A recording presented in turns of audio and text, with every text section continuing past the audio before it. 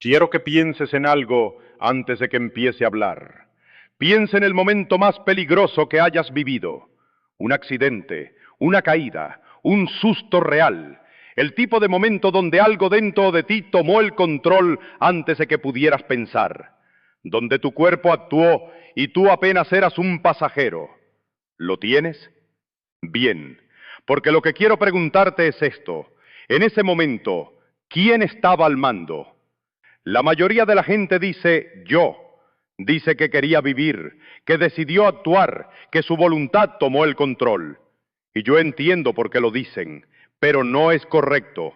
Y la diferencia entre lo que crees que pasó y lo que realmente pasó, esa diferencia es exactamente lo que hace interesante esta pregunta. El instinto de sobrevivir no es tuyo. No en el sentido en que tuyo significa algo que elegiste, algo que controlas, algo que te pertenece como persona. Es más antiguo que tú, más antiguo que tu especie, más antiguo que los vertebrados, y tiene una agenda que no coincide necesariamente con lo que tú quieres para tu vida. Eso suena duro, pero es mucho más fascinante de lo que parece al principio. Empecemos por desmontar la imagen que casi todo el mundo tiene. La narrativa que nos gusta, la que aparece en películas, en libros, en la forma en que describimos a las personas que admiramos, es esta. Frente al peligro, el ser humano elige luchar. Decide no rendirse. Quiere vivir con una fuerza que viene de algún lugar profundo y esencialmente humano. Hay verdad en eso, pero no en los primeros milisegundos. En los primeros milisegundos de peligro real, la parte de tu cerebro donde tú vives, la corteza prefrontal, donde ocurre el pensamiento consciente, la deliberación, la identidad, queda fuera del circuito. No porque sea débil, sino porque es demasiado lenta. Lo que toma el control es la amígdala, una estructura con forma de almendra, enterrada profundo en el cerebro que evolucionó hace cientos de millones de años. Antes de los mamíferos, antes de los primates, antes de que existiera nada parecido a un pensamiento consciente en cualquier criatura sobre la Tierra. La amígdala recibe la señal de peligro antes de que esa señal llegue a la corteza.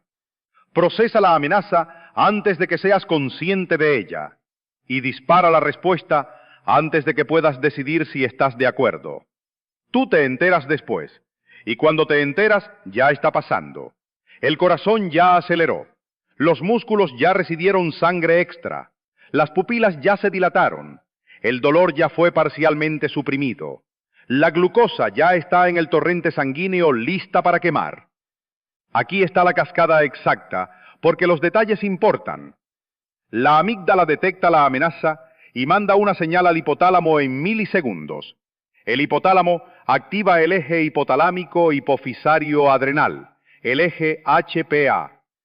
La médula suprarrenal libera adrenalina directamente al torrente sanguíneo. En segundos, el cortisol sigue. El flujo sanguíneo se redirige, lejos del sistema digestivo, hacia los músculos esqueléticos. La frecuencia cardíaca puede duplicarse. La respiración se acelera para oxigenar más rápido.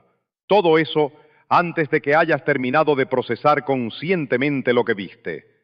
Feynman lo diría así: tu cuerpo no espera que decidas si hay peligro, ya decidió. Y mientras tú todavía estás procesando la imagen de lo que ocurrió, tus piernas ya están listas para correr. Pero hay algo en esto que la mayoría de las explicaciones omiten y que me parece crucial. Este sistema, tan rápido, tan poderoso, tan automático, puede activarse con imágenes, con recuerdos, con palabras, con una historia que alguien te cuenta, con una película. No distingue entre amenaza real y amenaza imaginada con la precisión que distingue el pensamiento consciente. Eso no es un defecto de diseño, es el precio de la velocidad. Un sistema que tarda en verificar si el peligro es real llegaría siempre tarde. Así que el sistema erra por el lado de la acción. Dispara primero, verifica después. Y eso explica por qué el estrés crónico destruye el cuerpo, porque el sistema de supervivencia está activado de forma prolongada por amenazas que no requieren respuesta física, presiones sociales, deudas, relaciones, el futuro, y el cuerpo paga el costo de una respuesta de emergencia que nunca termina. Ahora bien, hasta aquí hemos hablado de mecanismos, pero hay una pregunta más profunda que los mecanismos no responden solos. ¿De quién es realmente este instinto? La respuesta que la biología evolutiva da, y que hay que tomarse en serio aunque sea incómoda, es que el instinto de supervivencia no evolucionó para hacerte feliz, no evolucionó para que vivas mucho tiempo, no evolucionó para que te realices como persona o encuentres sentido o construyas algo que dure. Evolucionó para que te reproduzcas lo suficiente como para pasar tus genes al siguiente ciclo. Eso es todo lo que el proceso de selección natural mide. Todo lo demás es consecuencia accidental o herramienta al servicio de ese objetivo. La evidencia más directa de esto es lo que ocurre cuando el instinto de supervivencia individual entra en conflicto con el instinto de perpetuación genética. El pulpo hembra, después de poner sus huevos, deja de comer, completamente. Dedica toda su energía a ventilar y proteger esos huevos durante semanas, a veces meses, mientras su propio cuerpo se consume. Cuando los huevos eclosionan, ella muere, no por accidente, por diseño. El sistema que debería mantenerla viva se subordina al sistema que asegura la siguiente generación. El instinto de sobrevivir individual siendo sacrificado en el altar del instinto de perpetuación genética. Y esto no es solo cefalópodos exóticos, está en nosotros también. Es la razón por la que una madre entra a un edificio en llamas. Es la razón por la que un soldado se lanza sobre una granada, no porque el instinto de supervivencia individual se apague, sino porque otro instinto, igualmente antiguo, igualmente poderoso, lo supera en esa fracción de segundo. Entonces, cuando sientes ese impulso de vivir a toda costa, ese terror visceral ante la muerte, recuerda, no estás escuchando tu voz, estás escuchando el deseo de secuencias de ADN que llevan repitiéndose sin pausa desde hace 3.000 millones de años, que te están usando como vehículo temporal y que tienen objetivos propios que no siempre coinciden con los tuyos.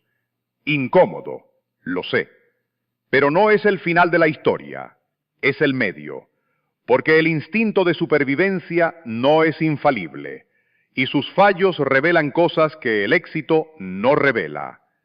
La depresión severa, no la tristeza, no la melancolía, la depresión clínica profunda, donde la neuroquímica del cerebro colapsa de formas específicas y medibles. En ese estado, algo que debería ser la constante más robusta del sistema biológico, el impulso de continuar viviendo, puede atenuarse hasta desaparecer. Eso es extraordinariamente revelador, porque demuestra que el instinto de supervivencia no es una roca, no es un absoluto, es un estado neuroquímico. Requiere condiciones específicas para mantenerse activo, niveles de serotonina, dopamina, norepinefrina dentro de ciertos rangos, estructuras cerebrales funcionando dentro de ciertos parámetros. Cuando esas condiciones se rompen, el instinto se rompe con ellas. Como todo bucle de control, es potente cuando funciona y vulnerable cuando las condiciones que lo sostienen colapsan. Y aquí quiero hacer una conexión que casi nadie hace, porque hay una forma de mirar el instinto de supervivencia que lo saca de la biología y lo pone en el contexto de la física. Y cuando lo ves desde ahí, cambia de naturaleza completamente. El segundo principio de la termodinámica dice que los sistemas físicos tienden espontáneamente hacia el desorden, hacia el estado de máxima entropía. Las cosas se mezclan, se degradan, se equilibran. Un vaso caliente en una habitación fría pierde calor hasta que todo está a la misma temperatura. Una gota de tinta en agua se dispersa hasta que ya no hay distinción entre tinta y agua. Los sistemas vivos hacen exactamente lo opuesto. Un organismo vivo mantiene baja entropía local, mantiene su estructura, su complejidad, su organización, a costa de aumentar la entropía del entorno. Come, metaboliza, excreta calor, importa orden desde afuera y exporta desorden hacia afuera. Y lo hace constantemente, sin descanso, porque en el momento en que deja de hacerlo, el universo recupera su tendencia natural y el organismo se desorganiza irreversiblemente. Eso es la muerte desde el punto de vista de la física. El momento en que un sistema deja de resistir el equilibrio termodinámico. Y el instinto de supervivencia, desde esta perspectiva, es el mecanismo por el cual la materia organizada resiste activamente su tendencia natural a desorganizarse. No es solo biología, es física. Es una región del universo que aprendió a mantenerse compleja en un universo que prefiere la simplicidad. Estás vivo en este momento porque contra todas las tendencias naturales del universo físico, tu cuerpo ha estado resistiendo el equilibrio termodinámico desde el primer segundo después de tu nacimiento. Cada latido es resistencia, cada respiración es resistencia, cada vez que tu sistema inmune destruye una bacteria, es resistencia.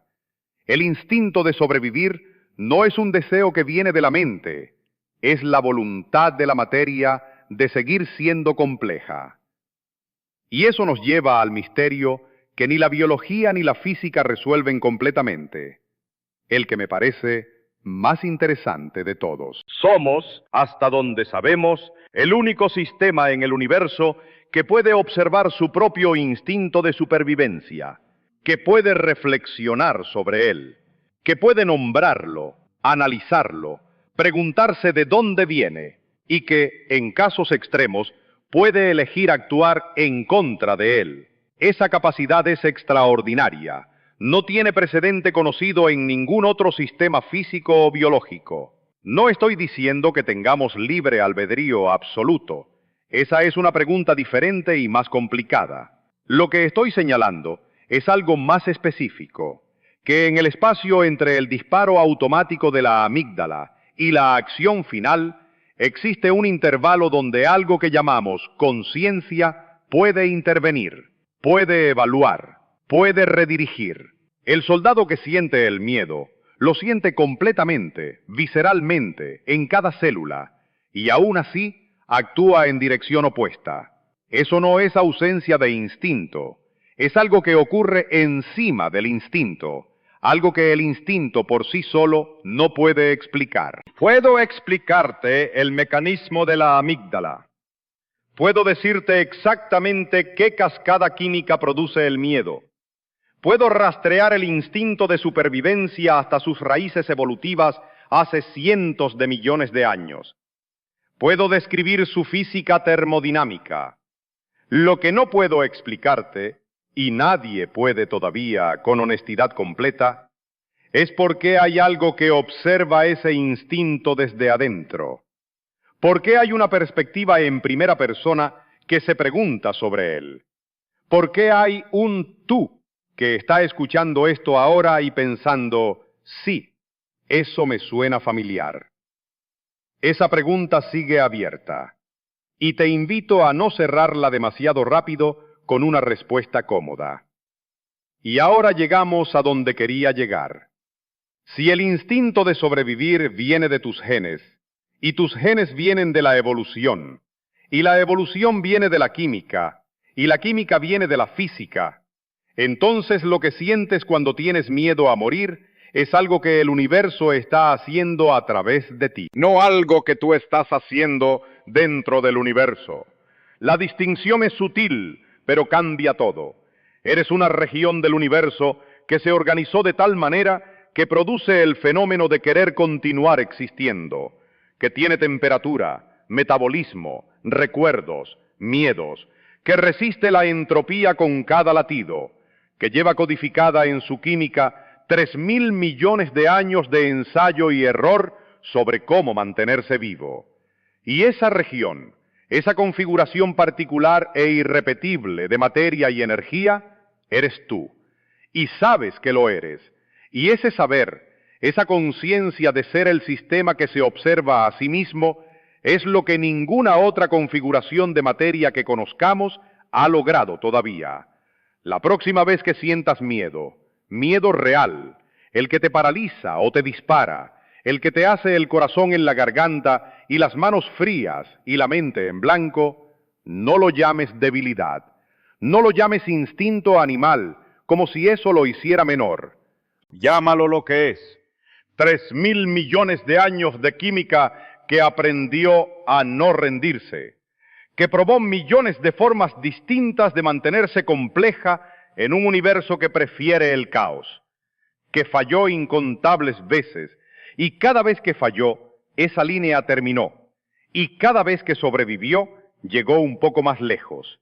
Y tú eres la última versión de eso, por ahora.